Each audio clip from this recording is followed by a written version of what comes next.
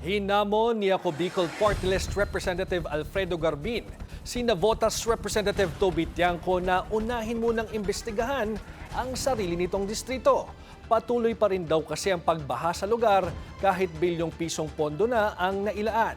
Sa panayam sa On Point ng Billionaire News Channel, sinabi ni Garbin na ang 529 million peso insertion ni Tiangco ay kasalukuyang nagagamit, karamihan para sa mga proyekto sa flood control.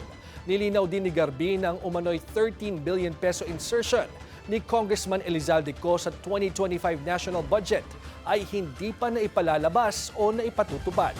Nauna nang iginiit ni Tiangco na imbitahan si Co para sagutin ang mga issue ukol sa nasabing insertion sa investigasyon ng House Infrastructure Committee sa mga umano'y ghost at substandard flood control projects.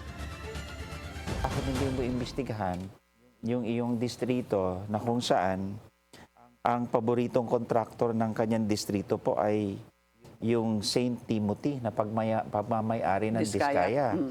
And to be followed by Alpha Omega na pagmamayari din ng Diskaya. And of course, Top Notch belongs to those 15 contractors. And may nakita ako dito, very notable, yung Sims Construction Trading na involved sa Ghost Project. So, him being a self-appointed budget crusader, bakit hindi mo muna tingnan yung kayong distrito?